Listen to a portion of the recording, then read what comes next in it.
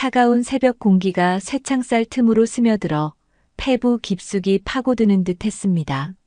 오늘 김민준이라는 이름의 사내는 그의 생에서 가장 짧고도 긴 길을 걷게 될 예정이었죠. 교도관의 무표정한 얼굴과 규칙적인 발걸음 소리만이 적막한 복도를 울렸습니다. 형장으로 향하는 마지막 길목. 그의 발걸음은 천근만근 무거웠으나 이상하리만치 현실감은 느껴지지 않았습니다. 마치 안개 속을 걷는 꿈결처럼 모든 것이 흐릿하고 먹먹하게 다가왔지요. 그의 죄명은 세상을 떠들썩하게 만들었던 귀금속상 강도 사건의 주범. 사건 현장에서 발견된 지문과 혈흔, 그리고 결정적으로 그의 집에서 나온 피해자의 물품 몇 점은 그를 범인으로 지목하기에 충분했습니다. 그는 재판 내내 억울함을 호소했지만 증거는 명백했고 여론은 싸늘했습니다.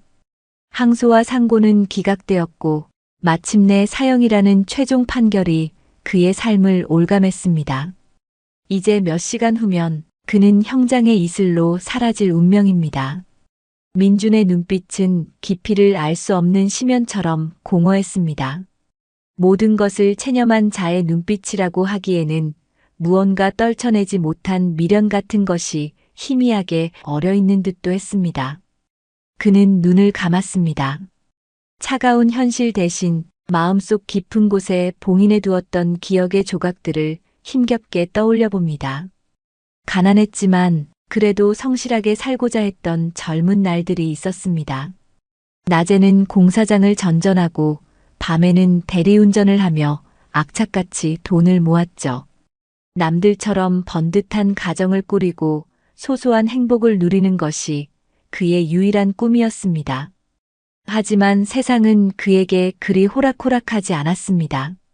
불의의 사고로 부모님을 일찍 여의고 홀로 남겨진 그는 늘 외로움과 싸워야 했습니다.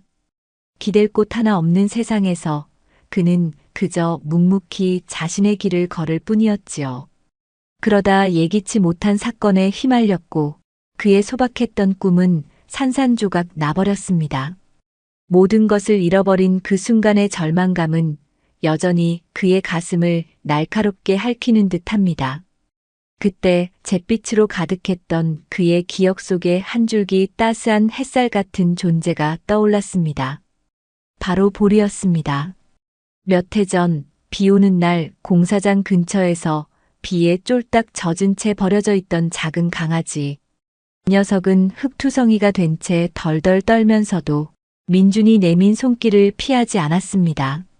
측은한 마음에 집으로 데려와 씻기고 먹이자 녀석은 금세 기운을 차리고 그의 뒤를 졸졸 따라다녔죠. 민준은 녀석에게 보리라는 이름을 지어주었습니다. 보리는 그의 유일한 가족이자 세상에 둘도 없는 친구가 되어주었습니다. 팍팍하고 고된 삶 속에서도 퇴근 후 현관문 앞에서 꼬리를 흔들며 반겨주는 보리를 보면 민준은 하루의 피로를 잊을 수 있었습니다. 지친 몸을 소파에 기대면 보리는 조용히 다가와 그의 발치에 몸을 웅크리고 앉아 가만히 온기를 나누어 주곤 했죠. 보리의 까맣고 맑은 눈망울을 보고 있으면 세상의 모든 시름이 잠시나마 잊히는 것 같았습니다. 보리는 민준에게 조건 없는 사랑과 위안을 주는 유일한 존재였습니다. 하지만 그 행복은 오래가지 못했습니다. 그가 사건의 용의자로 체포되던 날, 갑자기 들이닥친 낯선 사람들과 소란스러운 분위기에 놀란 보리가 미친 듯이 지저대던 모습이 그의 마지막 기억입니다. 경찰에게 끌려가면서 그는 애타게 보리의 이름을 불렀지만 차가운 철문은 그와 보리 사이를 가로막아 버렸죠. 그 후로 보리는 어떻게 되었을까요? 누가 거두어 주기라도 했을까요? 아니면 지금도 어딘가를 굶주리며 헤매고 있을까요? 상상하고 싶지 않은 생각들이 그의 머릿속을 어지럽혔습니다. 차라리 아무것도 모르는 편이 나을지도 모른다는 자조적인 생각마저 들었습니다. 시간은 속절없이 흘러 형 집행의 순간은 점점 더 가까워지고 있었습니다. 주변의 공기가 더욱 무겁게 가라앉는 듯 했습니다. 형 집행 절차를 담당하는 교도관이 다가와 낮은 목소리로 물었습니다. 마지막으로 남길 말이나 소원이 있습니까? 늘 그렇듯 절차에 따른 형식적인 질문이었습니다. 대부분의 사형수는 침묵하거나 혹은 가족에게 용서를 구하는 말을 남기곤 했죠. 민주는 한동안 아무 말도 하지 않았습니다. 그의 머릿속은 마지막으로 떠올린 보리의 모습으로 가득 차 있었기 때문입니다. 그 따스했던 온기, 맑았던 눈망울, 그리고 자신을 향해 흔들던 꼬리. 이대로 그 기억마저 안고 갈 수 있다면 죽음이 조금은 덜 두려울 것 같았습니다. 얼마나 시간이 흘렀을까요? 마침내 민주는 아주 작은 목소리로, 그러나 그 안에 담긴 간절함은 그 어떤 외침보다 더 크게 울리는 듯한 목소리로 대답했습니다. 제가 키우던 개 보리를 한 번만 보게 해주십시오. 예상치 못한 대답에 질문을 던진 교도관은 물론 주변을 지키던 다른 교도관들의 얼굴에도 당황한 기색이 스쳐 지나갔습니다. 마지막 순간에 가족이나 연인 혹은 신을 찾는 대신 개를 만나고 싶다는 사형수라니. 짧지만 무거운 정적이 면회실을 감쌌습니다. 모두의 시선이 민준에게로 향했지만 그는 그저 간절한 눈빛으로 허공의 한 점을 응시하고 있을 뿐이었습니다. 그 눈빛 속에는 오직 한 존재, 보리를 향한 애틋한 그리움만이 가득 차 있는 듯 했습니다. 이것이 정말 한 생의 마지막 소원일까요? 그의 진심은 과연 받아들여질 수 있을까요? 차가운 교도소의 벽처럼 그의 소원 앞에는 넘기 힘든 현실의 벽이 놓여 있었습니다. 사형수 김민준의 전례 없는 마지막 소원은 즉각 교도소장에게 보고되었습니다. 두툼한 서류철과 결재판이 가득한 사무실에서 보고를 받은 교도소장은 미간을 찌푸렸습니다. 그의 이름은 이강석. 수십 년간 교정 공무원으로 재직하며 온갖 종류의 수용자들을 겪어왔지만 이런 경우는 처음이었죠. 사형수의 마지막 소원은 인도적인 차원에서 가능한 들어주는 것이 불문율처럼 여겨져 왔습니다. 가족과의 마지막 면회, 종교의식 혹은 특별한 음식 요청 같은 것들이 일반적이었지요. 하지만 개를, 그것도 형 집행 직전에 사형수에게 데려와 만나게 해달라는 요청은 그의 경험과 지식 범위를 완전히 벗어나는 것이었습니다. 이 소장은 책상 위에 놓인 교정 관련 법규집을 뒤적이며 깊은 고민에 빠졌습니다. 당장 여러 가지 문제점들이 머릿속을 스쳐 지나갔습니다. 첫째는 보안 문제였죠. 외부에서 동물을 반입하는 과정 자체가 전례 없었기에 어떤 위험이 도사리고 있을지 예측하기 어려웠습니다.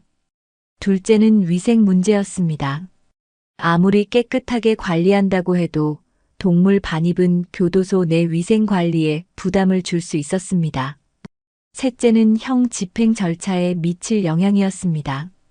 개와의 만남으로 인해 사형수가 감정적으로 격앙되거나 불안정해져서 예정된 형 집행에 차질이 생길 수도 있다는 우려가 제기될 수 있었습니다. 마지막으로 이러한 전례 없는 허가가 다른 수용자들에게 미칠 영향이나 외부 여론의 반응도 고려하지 않을 수 없었습니다. 사형수에게 과도한 특혜를 베푼다는 비난이 쏟아질 수도 있는 일이었습니다. 규칙과 절차를 중시해야 하는 교도소장의 입장에서 민준의 소원은 받아들이기 어려운 매우 난감한 요청임에 틀림없었습니다. 이 소장은 무겁게 한숨을 내쉬며 딱딱하게 굳은 목을 좌우로 돌렸습니다. 바로 그때 노크 소리와 함께 한 교도관이 소장실로 들어섰습니다. 민준을 오랫동안 지켜봐 온 베테랑 교도관 박철호였습니다. 박 교도관은 강직하면서도 따뜻한 마음을 지닌 인물로 동료들 사이에서도 신망이 두터웠습니다. 그는 이 소장에게 민준의 소원에 대한 자신의 생각을 조심스럽게 이야기하기 시작했습니다. 소장님, 김민준의 마지막 소원에 대해 보고 받으셨을 줄 압니다. 박 교도관의 목소리는 차분했지만 그 안에는 진심이 담겨 있었습니다. 물론 규정상 어려운 문제라는 것을 잘 알고 있습니다. 하지만 그는 잠시 말을 고르며 말을 이었습니다. 제가 김민준을 지켜본 바로는 그가 비록 흉악범이라는 낙인이 찍혔지만 교도소 내에서는 비교적 규율을 잘 지켰고 반성하는 태도를 보이려 애썼습니다. 특히 자신에게 볼이 이야기를 할 때만큼은 그늘졌던 그의 얼굴에 잠시나마 인간적인 표정이 스치곤 했습니다. 박 교도관은 과거 민준과 잠시 나누었던 대화를 떠올렸습니다.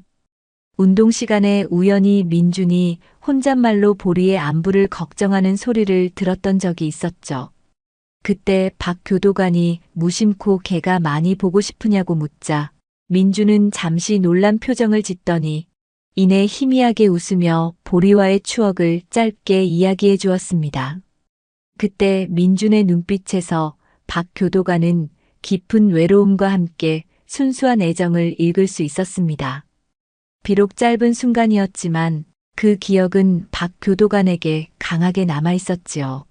소장님, 김민준은 세상에 기댈 곳 하나 없는 외로운 사람입니다. 그에게 보리는 단순한 동물이 아니라 유일하게 마음을 나누었던 가족과 같은 존재였을 겁니다. 박 교도관은 간절한 눈빛으로 이 소장을 바라보며 말을 맺었습니다. 마지막 가는 길에 그 작은 위안마저 거두는 것이 과연 옳은 일일까요? 인도적인 차원에서 그리고 한 인간의 마지막 존엄을 지켜준다는 의미에서 그의 소원을 들어주시는 것을 고려해 주셨으면 합니다. 이 소장은 말없이 박 교도관의 눈을 응시했습니다. 그의 눈빛은 흔들리고 있었습니다.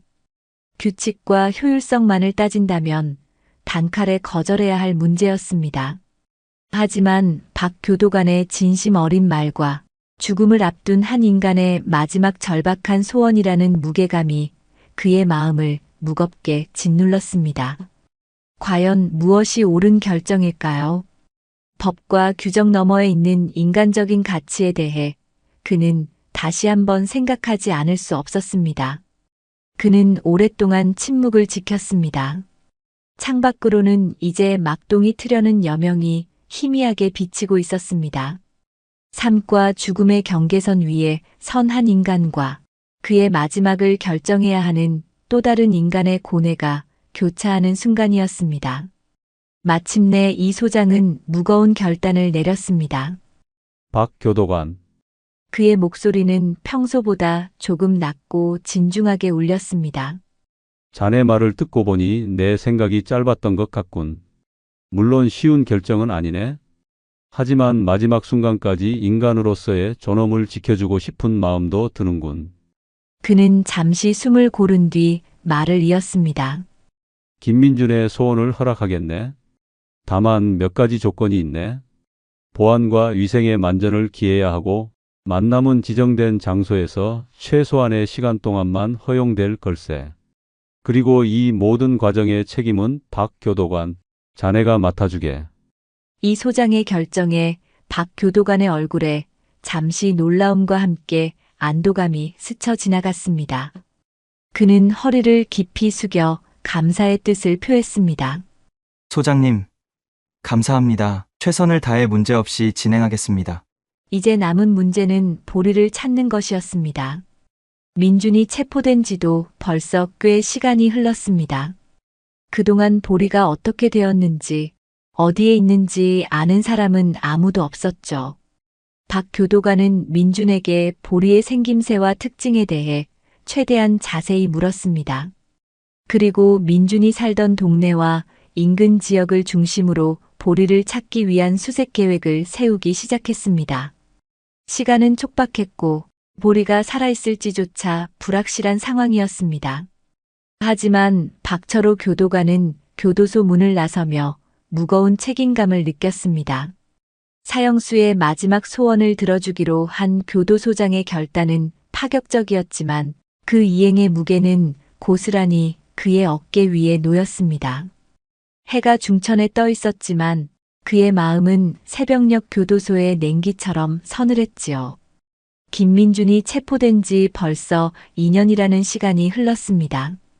그 사이 강산이 변하지는 않았더라도 한 마리 개에게는 너무나 긴 시간이었습니다. 보리가 과연 살아있을지, 살아있다 한들 어디서 어떻게 지내고 있을지 가늠조차 하기 어려웠습니다. 그는 우선 민준이 살던 동네로 향했습니다. 기억을 더듬어 찾아간 민준의 옛집은 이미 다른 사람이 살고 있었습니다. 굳게 닫힌 대문 앞에서 박 교도관은 잠시 막막함을 느꼈습니다. 그는 주변을 탐문하기 시작했습니다. 동네 슈퍼마켓, 작은 세탁소, 그리고 길가에 좌판을 벌인 노인들에게까지 민준과 보리에 대해 물었죠. 하지만 대부분의 반응은 싸늘하거나 무관심했습니다. 민준이 강도 살인범이라는 사실이 알려진 이후 그와 관련된 모든 것은 동네에서 불쾌한 기억으로 남아있는 듯 했습니다. 어떤 이는 노골적으로 살인자의 개는 찾아서 뭐 하렵니까? 라며 불쾌감을 드러내기도 했고, 어떤 이는 손사래를 치며 이야기 자체를 피했습니다. 세상의 편견이라는 보이지 않는 벽이 박 교도관의 앞을 가로막는 듯 했습니다. 시간만 흘러갈 뿐 보리의 행방에 대한 실마리는 좀처럼 잡히지 않았습니다. 박 교도관은 지쳐갔지만 민준의 간절했던 눈빛과 보리 이야기를 할 때 잠시나마 반짝였던 그의 표정을 떠올리며 발걸음을 멈출 수가 없었습니다. 며칠 동안의 허탕 끝에 박 교도관은 전략을 바꾸기로 했습니다. 민준이 살던 동네뿐만 아니라 그가 일했던 공사장 주변이나 자주 산책했던 공원 근처까지 범위를 넓혀 탐문했죠. 유기견 보호소에도 여러 차례 연락했지만 민준이 설명한 보리의 특징과 일치하는 개는 없다는 답변만 돌아왔습니다. 희망이 점점 희미해져갈 무렵 그는 혹시나 하는 마음에 사건 현장 주변을 다시 찾아가 보기로 했습니다.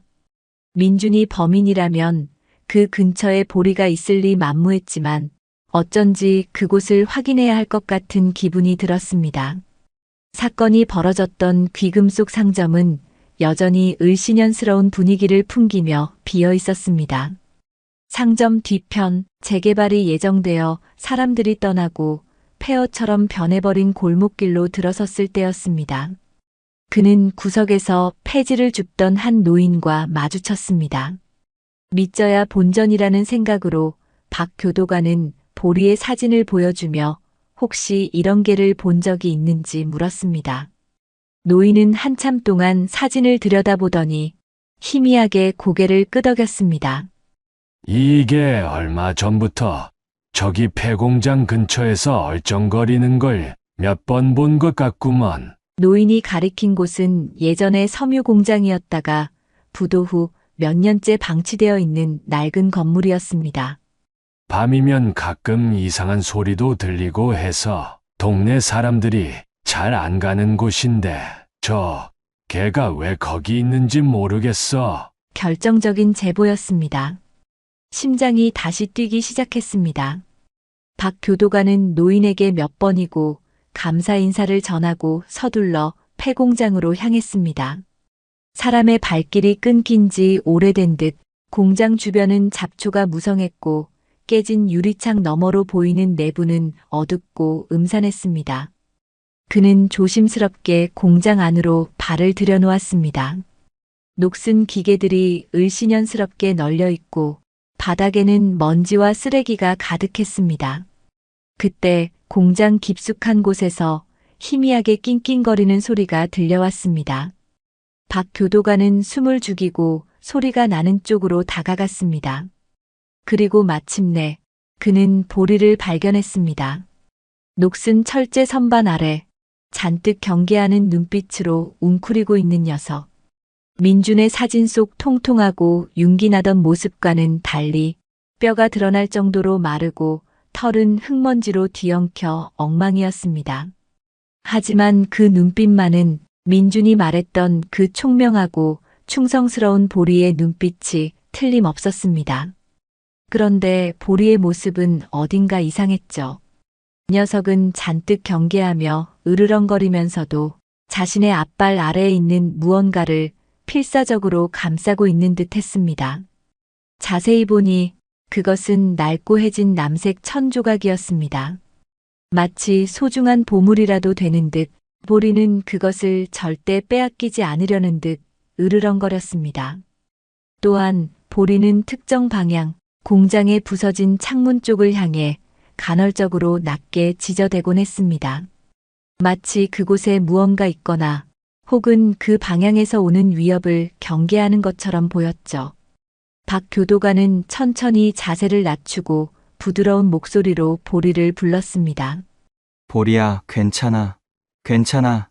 보리야. 처음에는 경계심을 풀지 않던 보리는 박 교도관이 민준의 이름을 몇 번 부르자 귀를 쫑긋 세우며 반응하기 시작했습니다. 익숙한 이름에 기억의 편린이라도 떠올린 것일까요? 박 교도관은 가방에서 미리 준비해온 소시지를 꺼내 조심스럽게 내밀었습니다. 며칠을 굶었는지 보리는 잠시 망설이다가 허겁지겁 소시지를 받아먹기 시작했습니다. 경계심이 조금 풀어진 틈을 타 박 교도관은 천천히 다가가 보리의 등을 부드럽게 쓰다듬었습니다. 보리는 움찔했지만 피하지는 않았습니다. 따뜻한 손길에 긴장이 풀리는 듯 보리는 가만히 몸을 맡겼습니다. 박 교도관은 안도감과 동시에 측은함으로 가슴이 먹먹해졌습니다. 그리고 보리가 그토록 지키려 했던 낡은 천 조각과 특정 방향을 향해 짓던 행동이 마음에 계속 걸렸습니다. 단순한 우연일까요? 아니면 이 안에 무언가 다른 의미가 숨겨져 있는 것일까요? 그는 조심스럽게 보리를 안아 올렸습니다. 이제 이 작은 생명을 민준에게 데려가야 합니다. 그의 마지막 소원을 이루어 주어야 합니다. 하지만 동시에 그는 알 수 없는 불안감과 함께 이 만남이 어쩌면 예상치 못한 방향으로 흘러갈지도 모른다는 예감을 떨칠 수 없었습니다. 보리는 박 교도관의 품에 안겨 폐공장을 나섰습니다. 오랜 떠돌이 생활과 굶주림으로 쇠약해진 상태였기에 박 교도관은 곧장 인근 동물병원으로 향했죠. 수의사는 보리의 상태를 꼼꼼히 살피고 영양제를 투여하며 기본적인 검진을 진행했습니다. 다행히 심각한 질병은 없었지만 영양실조와 피부병 증세가 있었고 무엇보다 극심한 스트레스와 불안정한 심리 상태를 보인다고 진단했습니다. 박 교도관은 보리가 안정을 취할 수 있도록 잠시 입원시키고 그 사이 교도소에 연락하여 보리를 찾았음을 보고하고 이송 준비를 서둘렀습니다. 보리를 교도소로 데려가기 전 그는 동물 미용실에 들러 녀석을 목욕시키고 엉망으로 엉킨 털을 단정하게 다듬어 주었습니다. 몰라보게 깨끗해진 모습이었지만 여전히 보리의 눈빛에는 깊은 슬픔과 경계심이 남아 있었습니다. 다음 날 아침 박 교도관은 이동장에 보리를 태우고 삼엄한 교도소 정문을 통과했습니다. 교도소 내부는 보리의 방문으로 인해 평소보다 더 긴장된 분위기가 감돌았습니다. 만남이 이루어질 특별 면회실 주변에는 만일의 사태에 대비하여 여러 명의 교도관들이 배치되었죠. 이동장 안에서 보리는 낯선 환경과 삼엄한 분위기를 느꼈는지 불안한 듯 낑낑거렸습니다. 박 교도관은 그런 보리를 부드럽게 쓰다듬으며 안심시키려 애썼습니다. 한편 면회실 안에서 민주는 인생에서 가장 길고 고통스러운 기다림의 시간을 보내고 있었습니다. 어젯밤 박 교도관으로부터 보리를 찾았다는 소식을 전해 듣고 그는 뜬 눈으로 밤을 지새웠습니다. 기쁨과 불안, 기대와 두려움이 뒤섞인 감정들이 그의 내면에서 격렬하게 요동쳤죠. 보리가 정말 와줄까? 2년 만인데 나를 기억이나 할까? 혹시 나를 원망하거나 두려워하지는 않을까? 숱한 질문들이 그의 머릿속을 어지럽혔습니다. 손바닥에는 축축하게 땀이 배어나왔고 심장은 금방이라도 터져 나올 것처럼 거세게 뛰었습니다. 면회실 벽에 걸린 시계의 초침 소리가 그의 신경을 날카롭게 파고들었습니다. 1분 1초가 영겁처럼 느껴지는 시간이었습니다. 드디어 면회실 문이 열리고 박 교도관과 함께 보리가 들어섰습니다. 이동장에서 나온 보리는 잠시 주변을 두리번거리며 낯선 환경을 살폈습니다. 수많은 낯선 냄새와 사람들 속에서 보리는 불안한 듯 귀를 뒤로 젖히고 꼬리를 다리 사이에 감췄습니다. 그때 민준이 떨리는 목소리로 보리의 이름을 불렀습니다. 보리야, 그 목소리를 듣는 순간 보리의 온몸이 그대로 굳는 듯 했습니다. 천천히 고개를 돌려 민준을 바라보는 보리의 까만 눈동자가 가늘게 떨리고 있었습니다. 잠시 동안 민준과 보리 사이에는 시간마저 멈춘 듯한 정적이 흘렀습니다. 보리는 민준을 빤히 바라보며 기억의 조각들을 맞추려는 듯 고개를 갸웃거렸습니다. 그리고 다음 순간 모든 망설임과 불안감을 떨쳐버리려는 듯 보리는 온 힘을 다해 민준에게 달려들었습니다. 기쁨과 서름이 뒤섞인 울음소리를 내며 보리는 민준의 품에 파고들었습니다. 앞발을 들어 민준의 가슴팍을 짚고 서서 녀석은 쉴 새 없이 그의 얼굴을 하차대기 시작했습니다. 꼬리는 보이지 않을 정도로 세차게 흔들리고 있었죠. 민준은 터져나오는 울음을 참지 못하고 보리를 끌어안았습니다. 뜨거운 눈물이 그의 뺨을 타고 흘러내려 보리의 털을 적셨습니다. 보리야, 미안하다. 정말 미안하다. 내가 잘못했어. 민준은 어린아이처럼 흐느끼며 보리에게 속삭였습니다. 그동안 억눌러왔던 모든 감정들이 한꺼번에 폭발하는 순간이었습니다. 죄책감, 그리움, 미안함, 그리고 무엇보다 다시 만났다는 안도감. 보리는 민준의 마음을 아는 듯 그의 품에 더욱 파고들며 그의 눈물을 하차주었습니다. 말은 통하지 않았지만 그들은 서로의 존재를 확인하며 깊은 교감을 나누고 있었습니다. 이 모습을 지켜보던 박 교도관과 다른 교도관들의 눈시울도 붉어졌습니다. 차갑고 엄격한 규율만이 존재하는 듯했던 교도소의 면회실이 한 인간과 한 마리 개의 애틋한 재회로 인해 잠시나마 따뜻한 온기로 채워지는 듯했습니다. 그렇게 한참 동안 서로의 온기를 나누던 감격적인 순간, 바로 그때였습니다. 면회실 복도 쪽에서 누군가의 발걸음 소리가 들려왔고 곧이어 한 교도관이 면회실 문 앞에 잠시 멈춰 섰습니다. 그는 민준의 사건 초기 조사에 관여했으며 평소 민준에게 유독 냉담했던 최 교도관이었습니다. 그는 박 교도관에게 무언가 서류를 건네려는 듯 잠시 안을 들여다보았습니다. 그 순간 민준의 품에 안겨 안정을 찾았던 보리의 행동이 180도 돌변했습니다. 보리는 갑자기 민준의 얼굴을 핥던 것을 멈추고 온몸의 털을 곤두세웠습니다. 그리고 최 교도관을 향해 낮고 위협적인 으르렁 소리를 내기 시작했습니다. 조금 전까지 민준에게 보이던 애정과 신뢰는 온데간데 없고 마치 철천지원수라도 만난 듯 극도의 적개심과 공포를 드러내는 것이었습니다. 보리는 최 교도관을 향해 이빨을 드러내고 맹렬하게 지저대기 시작했습니다. 당장이라도 달려들 듯 앞발로 바닥을 긁으며 불안하게 움직였고 심지어 민준의 등 뒤로 몸을 숨기려는 듯한 모습까지 보였습니다. 이는 낯선 사람에 대한 단순한 경계심과는 차원이 다른 명백하고 강력한 경고 신호였습니다. 갑작스러운 보리의 격렬한 반응에 최 교도관은 당황한 듯 잠시 멈칫하다가 이내 불쾌한 표정으로 서류만 박 교도관에게 휙 건네고 서둘러 자리를 떠났습니다. 면회실에는 다시 정적이 찾아왔지만 이전과는 전혀 다른 무겁고 불안한 공기가 감돌았습니다. 민준은 여전히 가늘게 떨며 최 교도관이 사라진 쪽을 향해 으르렁거리는 보리를 어리둥절한 표정으로 내려다보았습니다.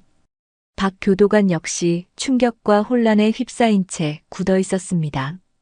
방금 전 보리가 최 교도관에게 보인 저 극단적인 반응은 도대체 무엇을 의미하는 것일까요? 단순한 우연일까요? 아니면 보리가 본능적으로 무언가를 감지한 것일까요? 민준과 박 교도관은 말없이 서로의 얼굴을 바라보았습니다. 그들의 눈빛에는 방금 전까지의 감동 대신 풀리지 않는 의문과 함께 스멀스멀 피어오르는 불길한 예감이 교차하고 있었습니다. 보리의 경고음은 아직 그들의 귓가에 생생하게 남아 있었습니다. 보리와의 짧고도 강렬했던 재회는 김민준의 마음에 깊은 파문을 남겼습니다. 녀석의 따뜻한 체온과 변함없는 애정은 메마른 그의 감정을 적셨지만 마지막 순간 최 교도관을 향해 보였던 보리의 격렬한 반응은 떨쳐낼 수 없는 의문 부호처럼 그의 뇌리에 박혔습니다. 차가운 감방에 홀로 돌아온 그는 좀처럼 잠을 이룰 수 없었죠. 눈을 감으면 선명하게 떠오르는 것은 사랑스러운 눈빛으로 자신을 바라보다가 순식간에 맹수처럼 돌변하여 으르렁대던 보리의 모습이었습니다. 왜 하필 최 교도관이었을까요? 그저 낯선 사람에 대한 경계심이라고 하기에는 너무나 명확한 적의와 공포였습니다. 민주는 지난 수감 생활 동안 최 교도관과 마주쳤던 순간들을 되짚어 보았습니다. 그는 유독 자신에게 가혹하고 냉담했으며 때로는 경멸하는 듯한 눈빛을 보내기도 했습니다. 그때는 그저 흉악범에 대한 당연한 반응이라고 여겼지만 보리의 행동 이후 그 기억들은 어딘가 다른 의미를 품고 있는 것처럼 느껴졌습니다. 설명할 수 없는 불안감과 함께 아주 희미하지만 불길한 의심의 씨앗이 그의 마음 한구석에서 조용히 싹트기 시작했습니다. 한편 박철호 교도관 역시 그날 이후 깊은 고뇌에 빠졌습니다. 보리의 이상 행동은 그의 머릿속을 떠나지 않았습니다. 그는 민준의 사건 기록을 다시 떠올려 보았습니다. 당시 수사팀의 일원이었던 최 교도관은 유난히 민준의 유죄를 확신하며 수사를 몰아붙였던 기억이 났습니다. 민준의 알리바이를 뒷받침할 수도 있었던 작은 정황 증거들은 그의 주장에 의해 쉽게 무시되었고 결정적인 증거가 부족했음에도 불구하고 최 교도관은 마치 답을 정해놓은 사람처럼 수사를 종결시키려 애썼던 것 같기도 했습니다. 그때는 그저 열정적인 동료라고 생각했지만 보리의 격렬한 반응을 목격한 지금 그의 과거 행동들은 어딘가 부자연스럽고 의도적인 것처럼 보이기 시작했습니다. 박 교도관은 또한 보리를 발견했던 폐공장에서 녀석이 필사적으로 지키려 했던 그 낡은 남색 천 조각을 떠올렸습니다. 단순한 개들의 습성일 수도 있지만 혹시 그것이 사건과 관련 있는 물건은 아닐까요? 그는 자신의 의심이 과도한 상상은 아닌지 스스로에게 반문했지만 보리의 그 절박했던 눈빛과 최 교도관 앞에서 보였던 극단적인 공포는 그의 마음속 의혹을 더욱 증폭시켰습니다. 며칠 후 김민준의 사건은 새로운 국면을 맞이하게 됩니다. 그의 재심 청구를 돕기로 한 국선 변호사 강지현이 처음으로 민준을 접견하러 온 것이죠. 강지현 변호사는 젊지만 날카로운 통찰력과 정의감으로 정평이 나 있는 인물이었습니다. 그녀는 처음 사형수가 마지막 소원으로 개를 만났다는 이야기를 언론의 작은 기사로 접했을 때는 그저 안타까운 사연 정도로 생각했습니다. 하지만 직접 민준을 만나 사건 기록을 검토하면서 그녀는 사건 곳곳에 남아있는 석연치 않은 점들과 절차상의 문제점들을 발견하고 이 사건에 단순한 감상 이상의 관심을 갖게 되었습니다. 그녀는 민준에게 사건의 처음부터 끝까지 다시 한번 자세히 설명해 달라고 요청했습니다. 민준은 처음에는 체념한 듯 담담하게 이야기를 시작했습니다. 하지만 강 변호사의 진지하고 끈기 있는 질문에 조금씩 마음을 열기 시작했죠. 그러다 자연스럽게 보리와의 재회 이야기가 나왔습니다. 민준은 보리와의 감격적인 만남과 함께 마지막 순간 보리가 최 교도관에게 보였던 이상 행동에 대해서도 상세하게 털어놓았습니다. 정말 이상했습니다. 변호사님, 보리가 그렇게까지 누군가를 경계하고 무서워하는 건 처음 봤어요. 마치 원수라도 만난 것처럼요. 민준의 말에 강지연 변호사의 눈빛이 순간 날카롭게 빛났습니다. 그녀는 동물이 특정 인물이나 장소에 대해 강한 트라우마 반응을 보이는 사례들에 대해 알고 있었습니다. 이것은 단순한 우연이 아닐 수도 있었습니다. 어쩌면 사건의 진실을 밝힐 결정적인 실마리가 될지도 모른다는 직감이 그녀의 머리를 스쳤습니다. 그녀는 민준에게 최 교도관에 대해 그리고 사건 당시 그와의 관계나 기억나는 모든 것을 최대한 자세히 말해달라고 요청했습니다. 이제 그녀의 조사는 단순히 사건 기록의 오류를 찾는 것을 넘어 최 교도관이라는 특정 인물과 보리의 이상 행동이라는 미스터리한 단서를 향해 움직이기 시작했습니다. 그 무렵 박철호 교도관은 깊은 고민 끝에 하나의 결심을 했습니다. 그는 보리를 폐공장에서 데려올 때 보리가 지키고 있던 그 남색 천 조각을 남몰래 챙겨두었었습니다. 그는 자신의 사무실에서 불빛 아래 천 조각을 다시 한번 자세히 살펴보았습니다.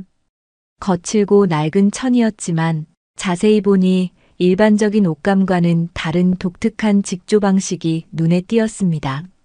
그리고 코를 가까이 대자 희미하지만 분명한 냄새가 느껴졌습니다. 오래된 먼지 냄새와 함께 섞인 약간은 달콤하면서도 묵직한 파이프 담배 냄새 같기도 하고 어딘가 익숙한 듯한 남성용 스킨 로션 향 같기도 한 그런 복합적인 냄새였습니다. 이 냄새, 어디선가 맡아본 기억이 날 듯 말 듯 했습니다. 그는 이것이 어쩌면 중요한 증거가 될지도 모른다고 생각했습니다. 하지만 자신이 직접 나서는 것은 위험 부담이 너무 컸죠. 그는 강지연 변호사에 대한 소문을 익히 들어 알고 있었습니다. 그는 고민 끝에 자신의 신분을 밝히지 않은 채 강 변호사에게 연락할 방법을 찾아보기로 했습니다. 교도관으로서의 의무와 진실을 밝히고자 하는 양심 사이에서 그는 아슬아슬한 줄타기를 시작한 것입니다. 그가 강 변호사에게 이 천 조각을 전달하는 순간 어쩌면 거대한 진실의 문이 열릴지도 모를 일이었습니다. 강지연 변호사는 박철호 교도관으로부터 비밀리에 전달받은 남색 천 조각을 책상 위에 올려놓고 깊은 생각에 잠겼습니다. 보리가 그토록 지키려 했던 이 작은 천 조각에 과연 어떤 비밀이 숨겨져 있을까요? 그녀는 먼저 자신의 모든 역량을 동원하여 최 교도관의 뒷조사에 착수했습니다. 교도소 내부 자료에 접근하는 것은 쉽지 않았지만 그녀는 합법적인 정보 공개 청구와 과거 판례 분석, 그리고 인맥을 총동원하여 최 교도관의 과거 행적을 파헤치기 시작했습니다. 그녀의 사무실은 밤늦도록 불이 꺼지지 않았고 책상 위에는 관련 서류와 메모들이 산더미처럼 쌓여갔죠. 끈질긴 조사 끝에 강 변호사는 몇 가지 의미심장한 사실들을 발견했습니다. 첫째, 민준의 사건 발생 시점을 전후하여 최 교도관의 근무 기록에 석연치 않은 공백이나 변경된 흔적이 발견되었습니다. 당시에는 단순한 행정착오로 처리되었지만 지금 와서 보니 의도적인 알리바이 조작의 가능성을 배제할 수 없었습니다. 둘째, 그는 사건 발생 직후 갑자기 상당한 규모의 빚을 청산하고 새로운 차를 구입하는 등 그의 수입으로는 설명하기 어려운 재정 상태의 변화를 보였습니다. 마지막으로 피해자가 운영하던 귀금속 상점과 최 교도관 사이에 과거 금전적인 거래나 원한 관계가 있었을 수도 있다는 희미한 소문도 확인할 수 있었습니다. 물론 이것들은 아직 정황 증거에 불과했지만 최 교도관을 향한 의심을 더욱 굳히기에는 충분했습니다. 강 변호사는 다음 단계로 박 교도관이 건네준 남색 천 조각에 대한 분석을 의뢰하기로 결정했습니다. 공식적인 절차를 밟기에는 아직 증거가 부족하고 위험 부담이 컸기에 그녀는 과거에 함께 일했던 적이 있는 국립과학수사연구원 출신의 사설 감식 전문가에게 은밀하게 분석을 의뢰했습니다. 분석 결과가 나오기까지 며칠 동안 강 변호사는 초조한 마음으로 기다렸습니다. 만약 이 1000조각에서 결정적인 단서가 나오지 않는다면 모든 것이 다시 원점으로 돌아갈 수도 있는 상황이었죠. 며칠 후 마침내 감식 결과가 도착했습니다. 강 변호사는 떨리는 손으로 보고서를 펼쳐보았습니다. 결과는 놀라웠습니다. 첫째, 1000조각의 섬유는 매우 희귀한 캐시미어 혼방 소재로 특정 고급 남성복 브랜드에서만 사용하는 것이었습니다. 그리고 공교롭게도 최 교도관이 평소 즐겨 입던 겨울 코트와 동일한 브랜드의 제품일 가능성이 매우 높다는 분석 결과가 나왔습니다. 둘째, 더욱 결정적인 것은 1000조각에서 미량의 특이한 성분이 검출되었다는 점이었습니다. 그것은 바로 사건 피해자가 생전에 즐겨 피웠던 희귀한 체리향 파이프 담배의 연초 성분과 일치했습니다.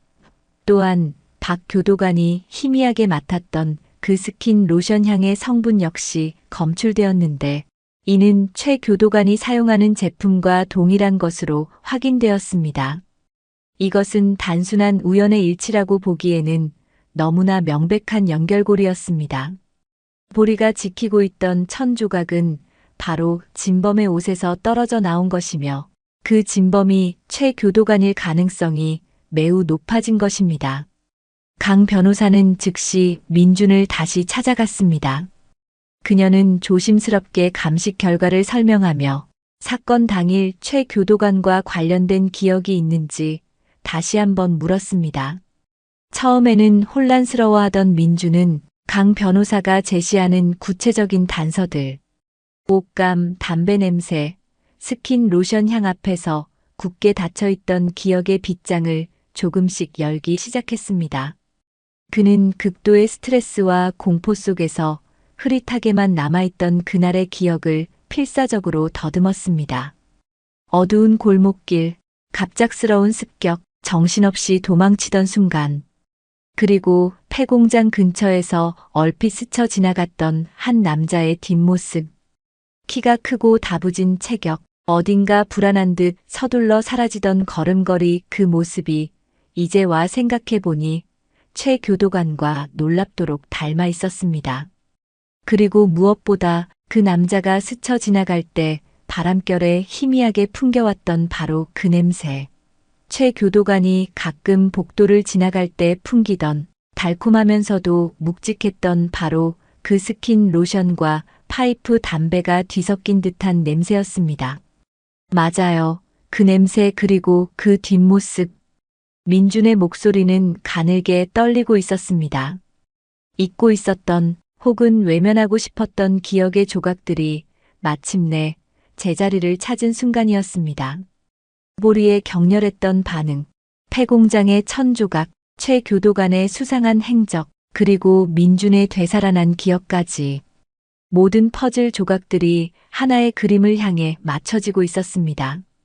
강지연 변호사는 박철호 교도관에게 다시 비밀리에 연락하여 이 사실들을 공유했습니다. 수화기 너머로 박 교도관의 거친 숨소리가 들려왔습니다. 그 역시 큰 충격을 받은 듯했죠. 하지만 동시에 그들의 눈빛에는 어둠 속에서 한 줄기 빛을 발견한 듯한 강한 의지가 타오르고 있었습니다. 아직 넘어야 할 산은 많았지만 이제 그들은 더 이상 막연한 의심이 아닌 구체적인 증거와 확신을 가지고 진실을 향해 나아갈 수 있게 되었습니다. 그들은 이제 김민준의 무죄를 입증하고 진짜 범인을 밝혀내기 위한 마지막 싸움을 준비해야 했습니다. 그 중심에는 세상을 떠들썩하게 한 흉악범도 노련한 변호사나 교도관도 아닌 주인을 구하기 위해 필사적으로 진실의 조각을 물고 있었던 작은 생명, 보리가 있었습니다. 김민준에게 허락된 시간은 이제 손가락으로 꼽을 날조차 위태롭게 느껴질 만큼 얼마 남지 않았습니다. 차가운 교도소 벽 너머로 다가오는 형 집행일의 검은 그림자는 그의 숨통을 서서히 그러나 확실하게 조여오고 있었습니다. 한편 강지연 변호사의 작은 사무실은 그야말로 전쟁터를 방불케 했습니다. 밤샘 작업으로 퀭한 눈, 책상 위를 점령한 산더미 같은 서류 뭉치들, 그리고 식어버린 커피 잔들. 그녀는 김민준의 생명이라는 너무나 무거운 짐을 어깨에 짊어진 채 법이라는 거대한 벽 앞에서 마지막 사투를 벌이고 있었습니다. 제출해야 할 형 집행정지 신청서와 재심 청구서의 마감 시한은 바로 내일. 그녀는 흐트러지려는 정신을 다잡으며 밤새도록 준비한 서류들의 내용을 마지막으로 검토하고 또 검토했습니다. 새롭게 확보된 증거들은 하나하나가 결정적이었지만 동시에 기존의 확정 판결을 뒤집기에는 아슬아슬한 측면도 분명 존재했습니다. 보리가 최 교도관에게 보였던 극단적인 반응, 이것은 사건 재조사의 결정적인 계기였지만 법정에서 객관적인 증거로 인정받기에는 한계가 명확했죠. 핵심은 폐공장에서 발견된 남색 천조각이었습니다.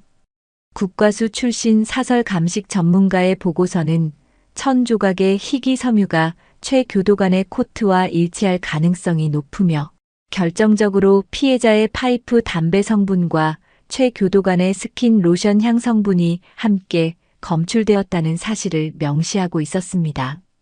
여기에 최 교도관의 의심스러운 근무 기록 변경 내역과 사건 전후의 불투명한 자금 흐름, 그리고 김민준이 고통 속에서 되살려낸 사건 당일의 기억 최 교도관과 닮은 인상착의와 특유의 채취에 대한 진술, 이 모든 것들이 하나의 퍼즐처럼 최 교도관이라는 인물을 범인으로 지목하고 있었습니다.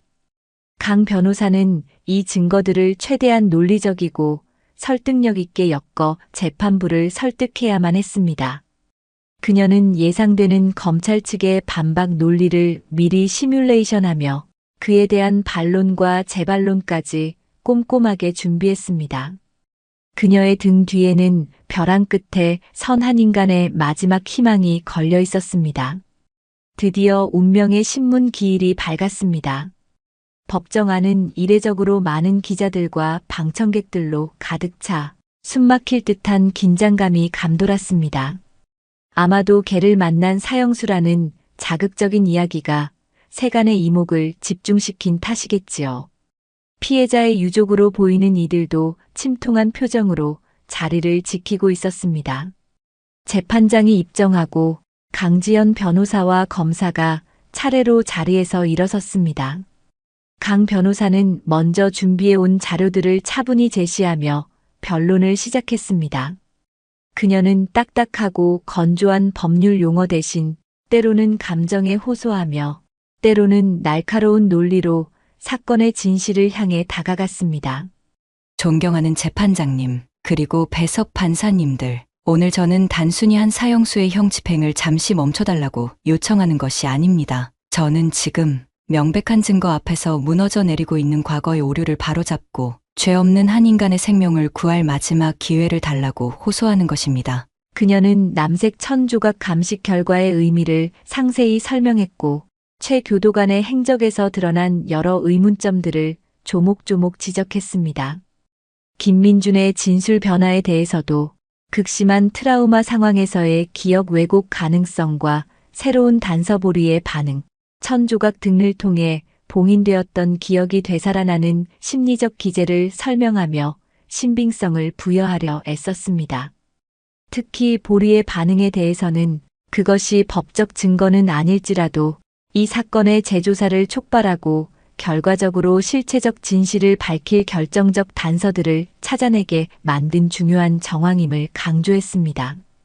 만약 동물의 본능적인 외침마저 외면한다면 우리는 어쩌면 진실 그 자체를 외면하는 우를 범하게 될지도 모릅니다. 그녀의 목소리는 떨림없이 법정 전체에 울려 퍼졌습니다.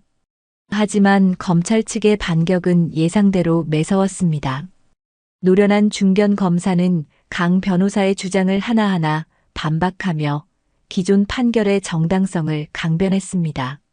존경하는 재판장님, 변호인 측의 주장은 온통 추측과 비약, 그리고 심지어 과학적으로 증명될 수 없는 동물의 행동에 근거하고 있습니다. 천 조각함식 결과요. 그것이 피고인의 무죄를 입증하는 직접 증거가 될 수 있습니까? 최 교도관의 행적이 의심스럽다고요. 그것 역시 명확한 물증 없는 심증에 불과합니다. 김민준의 진술은 어떻습니까? 사건 초기부터 일관성 없이 번복되어 온 그의 말을 어떻게 신뢰할 수 있단 말입니까? 검사는 목소리를 높여 강 변호사가 제시한 증거들의 신빙성을 조목조목 탄핵했습니다. 특히 사설 감식 전문가의 보고서에 대해서는 공신력 문제를 제기했고, 최 교도관의 재정 상태 변화나 근무 기록 문제는 충분히 다른 방식으로 설명될 수 있는 사소한 부분이라고 일축했습니다.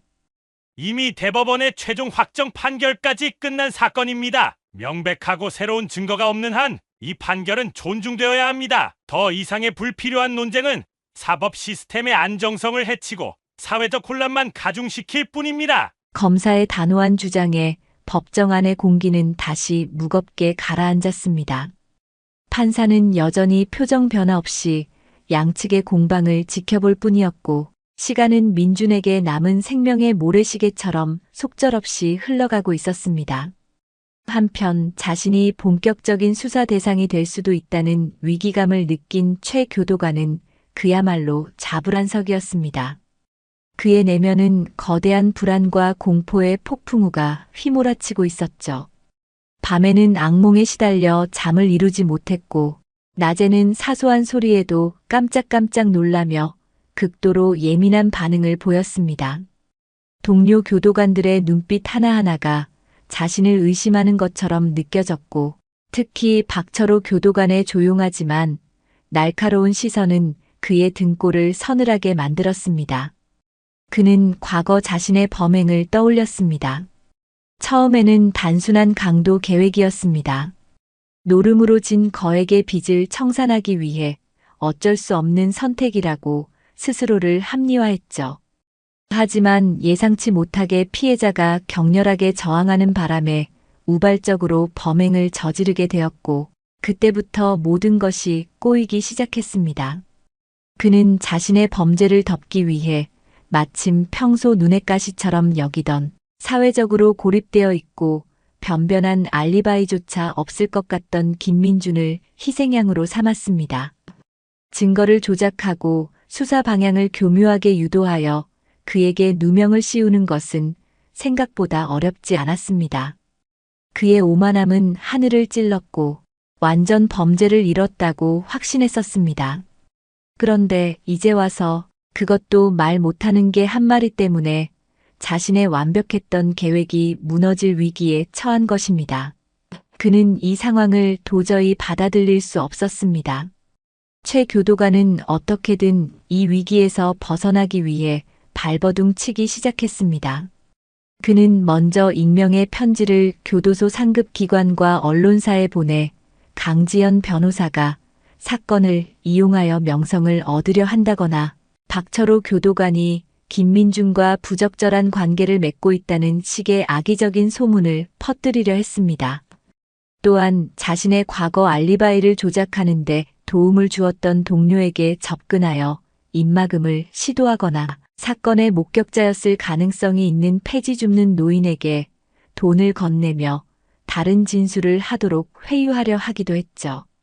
교도소 내에서는 자신의 지위를 이용하여 박 교도관의 근무에 사사건건 트집을 잡거나 불이익을 주려 했고, 민준에게는 더욱 노골적으로 위협을 가했습니다.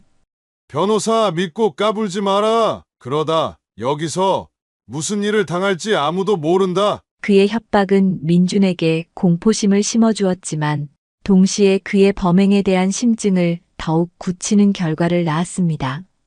그의 발악은 마치 스스로 무덤을 파는 어리석은 몸짓처럼 보였습니다. 강지연 변호사는 법원의 결정이 지연되는 가운데 최 교도관이 시간을 벌며 증거를 인멸하거나 관련자들을 회유할 가능성을 우려했습니다. 또한 판사가 여전히 확신을 갖지 못하고 있다는 느낌을 지울 수 없었죠. 그녀에게는 이 상황을 반전시킬, 그리고 더 이상 외면할 수 없는 강력한 한 방이 절실했습니다. 고민 끝에 그녀는 매우 위험하지만 어쩌면 유일한 돌파구가 될 수도 있는 계획을 떠올렸습니다. 바로 보리를 다시 한번 결정적인 순간에 등장시키는 것이었습니다. 그녀는 박철호 교도관에게 연락하여 자신의 계획을 조심스럽게 설명했습니다. 박 교도관은 처음에는 망설였습니다. 보리와 민준, 그리고 자신까지 위험에 빠뜨릴 수 있는 계획이었기 때문입니다. 하지만 이대로 시간이 흘러 형이 집행된다면 모든 것이 끝이라는 절박함, 그리고 진실을 밝혀야 한다는 사명감 앞에서 그는 결국 강 변호사의 계획에 동참하기로 어렵게 결심했습니다. 작전 실행 당일, 박 교도관은 교도소장의 재가를 얻어 수용자 교화 프로그램 연구를 위한 동물 행동 관찰이라는 명목으로 보리를 다시 교도소 안으로 데려왔습니다. 그는 사전에 강 변호사와 긴밀하게 협의하여 최 교도관이 특정 시간에 반드시 지나가게 될 교도소 행정동의 한적한 복도를 관찰 장소로 선정했습니다. 그리고 그 주변에는 마치 우연인 것처럼 평소 박 교도관과 뜻을 같이 했던 동료 교도관 몇 명과 마침 교도소 내부 실태 조사를 위해 방문한 검찰청 소속의 젊은 수사관, 그리고 강 변호사가 미리 연락해둔 저명한 동물 행동 전문가이자 인권운동가까지 배치했습니다. 모든 것은 철저하게 계산된 우연이었습니다. 박 교도관은 보리의 목줄을 단단히 잡고 복도 한가운데서 기다렸습니다. 보리는 낯선 환경에 다소 불안해하면서도 박 교도관의 차분한 목소리에 의지하며 얌전히 앉아 있었죠. 잠시 후 복도 저편에서 최 교도관이 다른 교도관과 이야기를 나누며 걸어오는 모습이 보였습니다. 그가 박 교도관과 보리가 있는 곳에 가까워지는 순간 박 교도관은 속으로 마른 침을 삼켰습니다. 최 교도관이 보리를 발견하고 의아하다는 듯 잠시 멈칫하는 바로 그 순간, 이전과는 비교할 수 없을 정도의 격렬하고도 본능적인 반응이 보리에게서 폭발했습니다. 보리는 앉아있던 자리에서 용수철처럼 튀어오르며 최 교도관을 향해 달려들 듯 맹렬하게 지저대기 시작했습니다. 온몸의 털은 바짝 곤두섰고 입가에는 하얀 거품까지 물었으며 이빨은 날카롭게 번득였습니다. 목줄이 팽팽하게 당겨지며 박 교도관의 팔이 휘청거릴 정도였죠. 보리의 눈빛은 오직 최 교도관 한 사람에게만 고정되어 있었고 그 안에는 죽일 듯한 증오와 함께 설명할 수 없는 깊은 공포가 뒤엉켜 있었습니다. 마치 과거의 끔찍한 기억이 되살아나기라도 한 듯 보리는 미친 듯이 지저대며 최 교도관의 접근을 필사적으로 막으려 했습니다. 이 갑작스럽고도 충격적인 광경에 복도에 있던 모든 사람들이 그 자리에서 얼어붙었습니다. 박 교도관이 보리야, 안 돼, 진정해, 라고 소리치며 필사적으로 목줄을 당겼지만 보리는 그의 통제를 완전히 벗어난 상태였습니다. 가장 놀란 것은 최 교도관 자신이었습니다. 그는 새하얗게 질린 얼굴로 비명을 지르듯 소리치며 뒷걸음질 쳤습니다. 저게 뭐야? 미쳤어? 당장 안 치워! 그의 목소리는 통제할 수 없는 공포로 인해 볼썽사납게 갈라지고 떨렸습니다. 평소의 냉정하고 권위적인 모습은 온데간데 없고 마치 겁에 질린 사냥감처럼 허둥대는 모습이었습니다. 그의 이런 극단적인 반응과 오직 그에게만 선택적으로 그리고 이토록 격렬하게 반응하는 보리의 모습은 그 자리에 있던 모든 이들에게 너무나 강렬하고도 명백한 메시지를 전달하고 있었습니다. 이것은 단순한 우연이나 동물의 변덕이 아니었습니다. 여기에는 분명 무언가 끔찍한 비밀이 숨겨져 있다는 것을 그 자리에 있던 누구라도 본능적으로 느낄 수 있었습니다.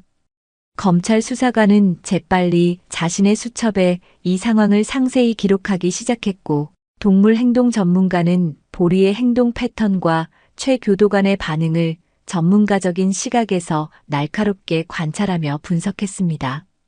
다른 교도관들은 당혹감과 놀라움 속에서 수군거리기 시작했죠. 이 사건은 즉시 교도소 상부에 보고되었고 소문은 순식간에 퍼져나가 더 이상 덮을 수 없는 지경에 이르렀습니다. 보리의 이 두 번째, 그리고 더욱 격렬했던 증언은 마침내 꿈쩍도 하지 않을 것 같던 사법 시스템의 무거운 빗장을 흔드는 결정적인 망치질이 되었습니다. 형 집행 정지와 재심 개시에 대한 법원의 최종 결정에 이제 그 누구도 예측할 수 없는 거대한 파도가 밀려오고 있었습니다. 시간과의 싸움은 아직 끝나지 않았지만 전세는 분명히 그리고 극적으로 기울기 시작했습니다. 시간은 점성을 가진 액체처럼 느리고도 무겁게 흘러 마침내 김민준에게 주어진 마지막 날의 마지막 시간을 가리키고 있었습니다. 형 집행 예정 시각이 불과 몇 분 앞으로 다가오자 교도소의 모든 공기는 납덩이처럼 무겁게 가라앉았습니다. 형 집행장으로 향하는 짧은 복도 끝, 작은 대기실에 앉아있는 민준의 얼굴은 창백하다 못해 푸른 기운마저 감돌았습니다. 그는 모든 것을 받아들이기로 한 사람처럼 보였습니다. 두 눈은 감겨 있었고 미동조차 없는 모습은 마치 돌처럼 굳어 있었습니다. 하지만 미세하게 떨리는 그의 손끝은 마지막 순간까지 놓지 못했던 삶에 대한 희미한 미련과 거대한 공포를 속삭이는 듯했죠. 그의 곁을 지키고 선 박철호 교도관은 차마 민준의 얼굴을 정면으로 바라보지 못했습니다. 지난 며칠간 벌어졌던 극적인 사건들과 한 가닥 희망에도 불구하고 결국 현실의 벽은 이토록 높고 잔인하다는 절망감이 그의 온몸을 짓눌렀습니다. 그는 그저 입술을 깨물며 바닥만 내려다볼 뿐이었습니다. 한편 법원 청사 앞 계단에 초조하게 서 있던 강지현 변호사는 이미 땀으로 흠뻑 젖은 손수건으로 연신 이마를 닦아내고 있었습니다. 그녀가 할 수 있는 모든 변론과 증거 제출은 끝났습니다. 이제 남은 것은 판사의 최종 결정뿐. 보리의 격렬한 반응 이후 여론은 들끓었고 검찰과 법원 내부에서도 재심의 필요성에 대한 목소리가 조심스럽게 흘러나오고 있다는 소식도 들려왔습니다. 하지만 확정된 사형 판결을 뒤집는 것은 결코 쉬운 일이 아니었습니다. 시간은 속절없이 흘러 이제 정말 마지막 순간이었습니다. 그녀는 거의 반쯤 포기한 심정으로 그러나 마지막 끈을 놓지 않으려는 듯 휴대전화 액정만 뚫어져라 바라보고 있었습니다. 제발 기적이 일어나기를. 바로 그때였습니다. 마치 천둥처럼 그녀의 휴대전화 벨소리가 정적을 깨고 울려 퍼졌습니다. 발신자는 법원 서기과. 강 변호사는 거의 반사적으로 통화 버튼을 눌렀습니다. 수화기 너머로 다급하지만 분명한 목소리가 들려왔습니다. 강지현 변호사님, 저 법원입니다. 방금 재판부에서 김민준 씨에 대한 형 집행 정지 명령을 내렸습니다. 그리고 동시에 최 교도관 관련 증거들의 신빙성을 인정하여 재심, 개시 역시 최종 결정되었습니다. 지금 즉시 교도소 측에 통보하겠습니다. 순간 강 변호사의 머릿속이 하얗게 비는 듯 했습니다. 형 집행 정지, 그리고 재심 개시. 믿을 수 없는 말이었습니다. 그녀는 휘청거리는 몸을 간신히 가누며 떨리는 목소리로 되물었습니다. 네. 잘못 들은 거 아닙니까? 다시 한번 말씀해 주십시오. 수화기 너머의 목소리는 다시 한번 더욱 또렷하게 결과를 확인해 주었습니다. 사실입니다. 변호사님, 형 집행은 정지되었고 재심이 열리게 됩니다. 강 변호사는 더 이상 말을 잇지 못하고 그대로 계단 위에 주저앉아 버렸습니다. 안도감, 기쁨, 그리고 그동안의 마음고생이 한꺼번에 북받쳐 올라 뜨거운 눈물이 쉴 새 없이 흘러내렸습니다. 그녀는 떨리는 손으로 즉시 박철호 교도관에게 전화를 걸었습니다. 교도소 대기실. 형 집행을 위해 마지막 절차를 진행하려던 순간 박 교도관의 휴대전화가 격렬하게 울렸습니다. 강 변호사의 전화였습니다. 박 교도관님, 됐어요. 형 집행 정지됐어요. 재심도 열린대요. 수화기 너머로 들려오는 강 변호사의 울먹이는 목소리. 박 교도관은 자신의 귀를 의심했습니다. 그는 멍하니 선 채로 강 변호사의 말을 몇 번이고 되물었고 그때마다 돌아오는 대답은 같았습니다. 기적이 정말 기적이 일어난 것입니다. 박 교도관은 즉시 형 집행관에게 이 사실을 알렸습니다. 형 집행관 역시 믿기지 않는다는 표정으로 법원에 직접 확인 전화를 걸었고 곧 사실임을 확인하고는 안도의 한숨을 내쉬었습니다. 박 교도관은 민준에게 다가가 떨리는 목소리로 말했습니다. 민준 씨, 김민준 씨, 들려요? 방금 형 집행이 정지됐어요. 그리고 재심이 열린다고 합니다. 이제 다시 시작할 수 있어요. 민준은 천천히 눈을 떴습니다. 그의 공허했던 눈동자가 박 교도관의 얼굴에 고정되었습니다. 형 집행 정지 재심 개시 그 말들이 마치 다른 세상의 언어처럼 낯설게 들렸습니다. 그는 몇 번이고 그 말들의 의미를 되새기려 애썼습니다. 그리고 마침내 그 의미가 그의 의식 속으로 파고들었을 때 그의 굳어있던 얼굴 근육이 경련하듯 떨리기 시작했습니다. 그의 눈에서 뜨거운 눈물이 왈칵 쏟아져 내렸습니다. 소리 없는 통곡. 그는 두 손으로 얼굴을 감싼 채 바닥에 주저앉아 한참 동안 흐느꼈습니다. 절망의 가장 깊은 밑바닥에서 건져 올려진 생명의 무게가 그의 온몸을 전율케 하는 듯 했습니다. 박 교도관 역시 눈물을 참지 못하고 그의 등을 두드리며 함께 울었습니다. 이 모든 일의 시작이었던 충성스러운 눈빛의 보리. 그 작은 생명이 만들어낸 기적 앞에서 두 사람은 할 말을 잃은 채 서로를 부둥켜 안고 감격의 눈물을 흘렸습니다. 이 소식은 즉시 교도소 전체로 퍼져나갔습니다. 수용자들은 술렁였고 교도관들 사이에서도 놀라움과 안도 그리고 약간의 혼란이 교차했습니다. 교도소장 이강석은 즉시 최 교도관을 직무에서 배제하고 특별구금 조치를 명령했습니다. 그는 박 교도관을 자신의 사무실로 불러 그동안의 노고를 치하하면서도 이번 일로 인해 실추될 교정 행정의 신뢰와 앞으로 닥쳐올 후폭풍에 대한 우려를 감추지 못했습니다.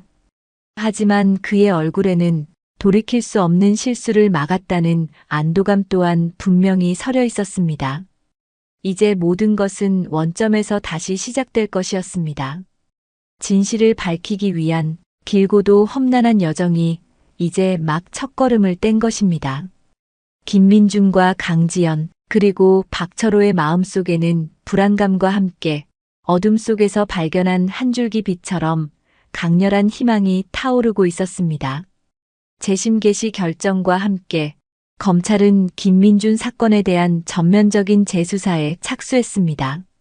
이번에는 과거의 오류를 되풀이하지 않기 위해 기존 수사팀과는 완전히 독립된 특별수사팀이 꾸려졌습니다. 팀을 이끈 것은 바로 교도소에서 보리의 이상 행동과 최 교도관의 당황하는 모습을 직접 목격했던 젊고 패기 넘치는 검찰 수사관이었습니다. 그는 선입견 없이 오직 증거와 진실만을 따라 사건을 파헤치겠다는 강한 의지를 보였습니다. 수사팀은 가장 먼저 강지연 변호사가 확보했던 증거들을 면밀히 재검토하는 것부터 시작했습니다. 남색 천조각에 대한 국과수 정식 감정이 이루어졌고 사설 감식 결과와 동일하게 최 교도관의 코트 섬유 및 피해자의 담배 성분 그리고 최 교도관의 스킨 로션 성분이 검출되었습니다. 또한 최 교도관의 사건 전후 행적과 알리바이에 대한 전면적인 재조사가 이루어졌습니다. 그의 동료 교도관들과 지인들에 대한 참고인 조사가 진행되면서 그의 거짓말과 조작된 알리바이들이 하나둘씩 드러나기 시작했습니다. 특히 그가 사건 당일 실제로는 근무지를 이탈하여 사건 현장 근처에 있었다는 결정적인 증언과 함께 과거 그가 폐지를 줍던 노인을 회유하려 했다는 사실까지 밝혀졌습니다. 노인은 처음에는 두려움에 입을 다물었지만 수사팀의 끈질긴 설득과 신변 보호 약속에 마침내 최 교도관이 돈을 주며 거짓 증언을 강요했다는 사실을 털어놓았습니다. 결정적인 증거는 최 교도관의 자택과 개인 사물함에 대한 압수수색 과정에서 발견되었습니다. 그의 집안 깊숙한 곳에 숨겨져 있던 금고 안에서 사건 당시 사용된 것으로 보이는 흉기와 함께 피해자의 귀금속 상점에서 사라졌던 보석 일부가 발견된 것입니다. 이것은 빼도 박도 못하는 물증이었습니다. 또한 그의 차명 계좌를 추적하는 과정에서 사건 직후 거액의 노름 빚을 청산하고 남은 돈을 은닉한 정황까지 포착되었습니다. 모든 증거들이 최 교도관을 범인으로 지목하고 있었습니다. 수사팀은 그를 소환하여 강도 높은 조사를 벌였습니다. 처음에는 완강히 범행을 부인하며 혐의를 벗어나려 발버둥 치던 최 교도관은 자신의 거짓말이 하나씩 깨지고 명백한 물증들이 눈앞에 제시되자 점차 무너지기 시작했습니다. 그의 얼굴에서는 오만함과 자신감 대신 초조함과 공포가 역력히 드러났죠. 수사관은 그의 심리를 파고들며 집요하게 추궁했습니다. 특히 보리가 그에게 보였던 극단적인 반응에 대해 언급하며 걔는 거짓말을 하지 못합니다. 그 걔는 당신이 범인이라는 것을 알고 있었던 겁니다. 라고 압박하자 최 교도관의 눈빛이 크게 흔들리는 것이 보였습니다. 마침내 며칠 밤낮에 걸친 조사 끝에 최 교도관은 모든 것을 포기하고 자신의 범행을 자백하기 시작했습니다. 그의 입에서는 끔찍한 진실이 본물처럼 터져나왔습니다. 눈덩이처럼 불어난 노름빛 때문에 귀금 속상을 털기로 계획했고 생각보다 격렬하게 저항하는 주인을 우발적으로 살해했으며 이후 자신의 범행을 은폐하기 위해 마침 평소 앙심을 품고 있던 데다 사회적으로 고립되어 있어 누명을 씌우기 쉬워 보였던 김민준을 희생양으로 삼았다는 것입니다. 그는 치밀하게 증거를 조작하고 알리바이를 꾸며 김민준을 범인으로 몰아갔고 이후 죄책감보다는 완전 범죄를 이뤘다는 쾌감에 젖어 지냈다고 고백했습니다. 그의 자백은 녹화되었고 그의 범행 전모는 상세한 보고서로 작성되었습니다. 이 소식이 언론을 통해 대대적으로 보도되자 대한민국 전체가 발칵 뒤집혔습니다. 무고한 시민에게 누명을 씌우고 사형 직전까지 몰고 간 악랄한 범죄를 저지른 것이 다름 아닌 교도관이었다는 사실에 국민들은 경악과 분노를 금치 못했습니다. 여론은 최 교도관에 대한 엄벌을 촉구하는 동시에 부실 수사와 오판으로 한 사람의 인생을 망가뜨린 사법 시스템에 대한 강한 비판과 자성의 목소리를 높였습니다. 동시에 억울한 누명을 쓰고 죽음의 문턱까지 갔다가 돌아온 김민준과 결정적인 단서를 제공하여 진실을 밝히는 데 기여한 충견보리에 대한 동정과 관심이 사회 전체로 확산되었습니다. 모든 진실이 밝혀지고 최 교도관에 대한 기소가 이루어진 후 김민준의 재심 재판은 신속하게 진행되었습니다. 재판정은 이전과는 사뭇 다른 분위기였습니다. 검찰은 김민준에 대한 공소를 취하하고 그의 무죄를 인정했으며 재판부는 최종적으로 김민준에게 무죄를 선고했습니다. 땅, 땅, 땅. 재판장의 의사봉 소리가 법정 안에 울려 퍼지는 순간 민준은 그 자리에 우뚝 선 채 하염없이 눈물만 흘렸습니다. 길고 길었던 악몽이 마침내 끝나는 순간이었습니다. 재판장은 이례적으로 자리에서 일어나 민준에게 다가가 고개를 숙였습니다.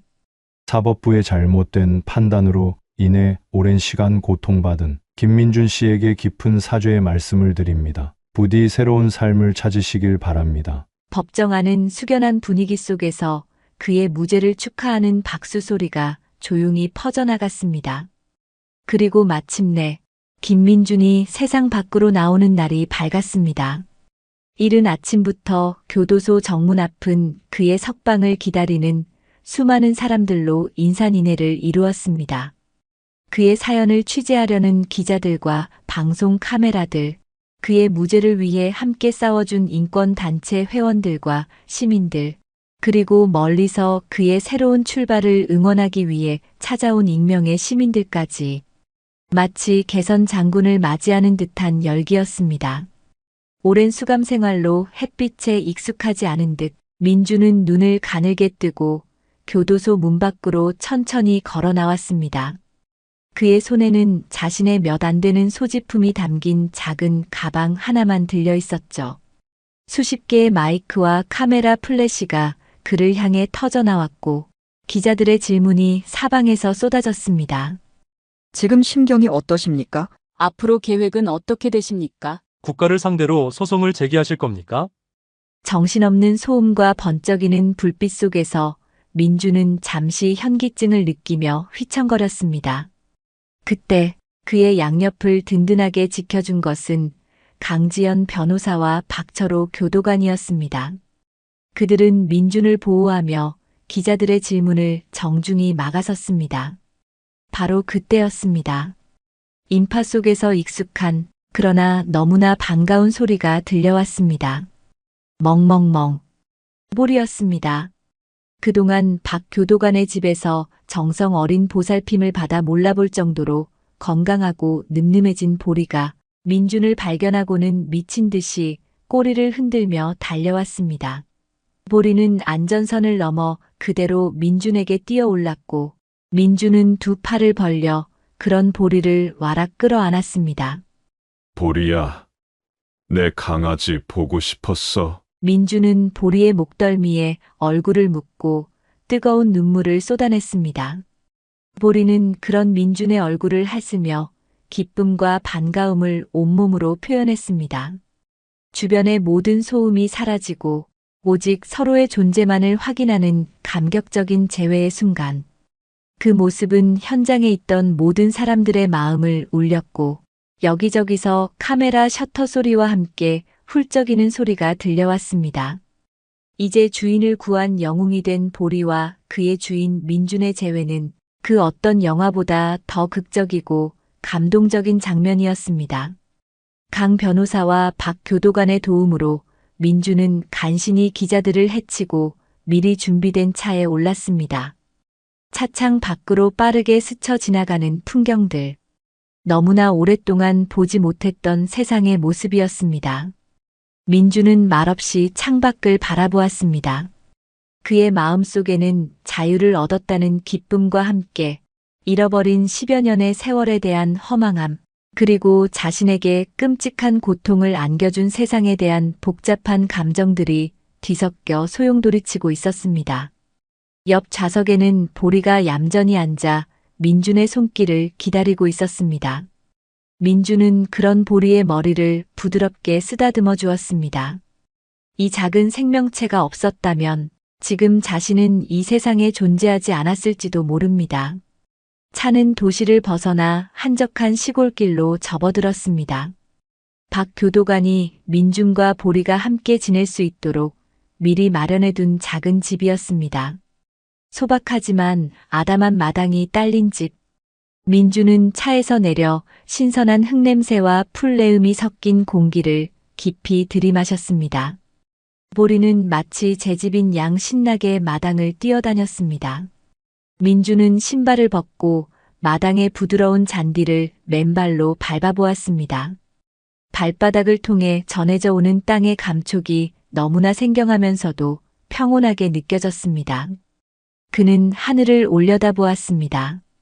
창살 없는 하늘은 너무나 넓고 푸르렀습니다. 그날 저녁 민준은 박 교도관, 강 변호사와 함께 마당에서 조촐한 식사를 했습니다. 그동안의 감사함을 전하는 민준에게 두 사람은 오히려 미안함과 함께 앞으로의 삶을 응원한다는 말을 전했습니다. 식사를 마친 후 두 사람이 돌아가고 민준은 보리와 함께 마루에 앉아 밤하늘의 별을 바라보았습니다. 수많은 별들이 반짝이는 밤하늘 아래 그는 지나온 고통의 시간들을 조용히 반추했습니다. 마음속 깊은 곳의 상처는 쉽게 아물지 않을 것이고 세상의 편견 어린 시선 역시 그를 따라다닐지도 모릅니다. 앞으로 어떻게 살아가야 할지 막막하기도 했습니다. 하지만 그는 더 이상 혼자가 아니었습니다. 그의 곁에는 세상 무엇과도 바꿀 수 없는 소중한 친구, 보리가 있었습니다. 그리고 그의 진심을 믿어준 사람들이 있었습니다. 민주는 자신의 발치에 온기를 전하며 가만히 기대어 잠든 보리의 등을 아주 천천히 부드럽게 쓰다듬었습니다. 살아 숨쉬는 생명의 따스함이 그의 손바닥을 통해 심장까지 잔잔하게 퍼져나가는 듯 했습니다. 깊은 잠에 빠진 보리는 이따금씩 꿈이라도 꾸는지 가늘게 앞발을 움찔거리거나 만족스러운 듯 나지막한 숨소리를 내뱉곤 했죠. 그 고르고 평화로운 숨소리가 시골밤의 깊은 정적 속에서 마치 세상에서 가장 아름다운 음악처럼 나지막이 울려 퍼졌습니다. 마루 끝에 앉은 민준의 어깨 위로는 나뭇잎 사이로 부서져 내리는 교교한 달빛이 은은하게 쏟아지고 있었습니다. 밤이슬을 머금은 풀내음과 흙냄새가 싱그럽게 코끝을 간지렸고 멀리서 들려오는 귀뚜라미 소리는 밤의 고요함을 더욱 깊게 만들었습니다. 얼마 만에 느껴보는 평화일까요? 그는 감옥의 차갑고 딱딱한 시멘트 바닥 대신 발가락 사이로 느껴지는 마루의 서늘하고 매끄러운 감촉을 가만히 음미했습니다. 살아있다는 감각, 자유롭다는 실감이 아주 느리게, 그러나 분명하게 그의 온몸으로 스며드는 듯 했습니다. 그는 문득 생각했습니다. 지난 10여 년 자신에게는 오직 빼앗기고 잃어버린 시간만이 존재했습니다. 억울하게 뒤집어 쓴 누명, 차가운 쇠창살 안에서의 절망적인 나날들, 인간 이하의 취급을 받으며 짓밟혔던 존엄성, 그리고 형장의 이슬로 사라질 뻔했던 극한의 공포까지. 그 끔찍했던 기억들은 마치 깊은 화인처럼 그의 영혼에 새겨져 아마 평생 그를 괴롭힐지도 모릅니다. 문득 떠오르는 과거의 잔상에 그는 자신도 모르게 몸을 떨었습니다. 아직도 밤이면 악몽에 시달렸고 낯선 이의 시선에서는 경멸과 의심을 읽어내곤 했습니다. 세상은 그에게 무죄를 선고했지만 그의 마음속 깊은 곳에는 여전히 자신을 옥죄는 보이지 않는 감옥이 존재하는 듯했죠. 잃어버린 시간은 되돌릴 수 없고 깊게 팬 상처는 쉽게 아물지 않을 것입니다.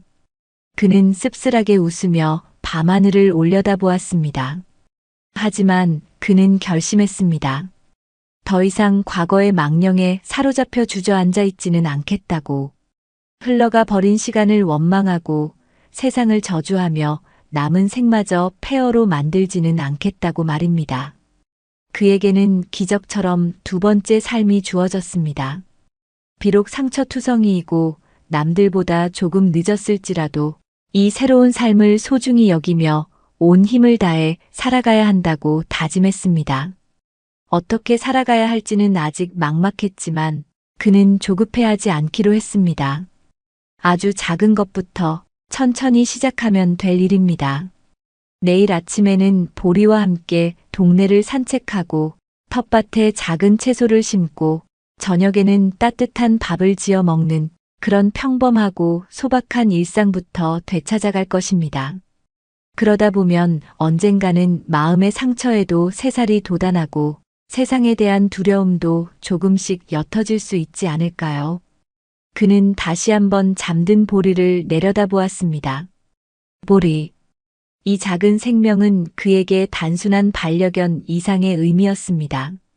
절망의 나락에서 그를 건져 올린 구원자였고 아무런 조건 없이 그의 상처를 하차주는 유일한 위안이었으며 세상 모두가 그에게 등을 돌렸을 때도 변함없이 그의 곁을 지켜준 충직한 친구였습니다. 보리의 까맣고 맑은 눈동자를 바라보고 있으면 민주는 잠시나마 세상의 모든 고통을 잊을 수 있었습니다. 보리의 존재는 그가 다시 한번 세상을 믿고 발을 내디딜 수 있게 하는 가장 큰 용기이자 원동력이었습니다. 고맙다. 보리야, 정말 고맙다. 민주는 잠든 보리의 귓가에 나지막이 속삭였습니다. 그의 마음속에는 여전히 슬픔과 지울 수 없는 상처가 깊게 자리하고 있었습니다. 하지만 그 슬픔 위로 마치 얼어붙었던 땅을 녹이고 새싹을 틔우는 봄 햇살처럼 따스하고도 강인한 희망의 온기가 조용히 피어오르고 있었습니다. 그것은 화려하거나 거창하지는 않지만 삶의 가장 밑바닥에서 길어올린 진실하고도 단단한 희망이었습니다. 밤하늘의 별빛처럼 그들의 앞날이 때로는 희미할지라도 결코 꺼지지 않고 고요하게 그리고 밝게 빛나기를 그는 간절히 소망했습니다. 한 인간과 충견의 기적 같은 이야기는 아직 끝나지 않았습니다. 그것은 이제 막 상처 입은 영혼들의 치유와 동행이라는 새로운 장을 향해 조용히 넘어가고 있었습니다.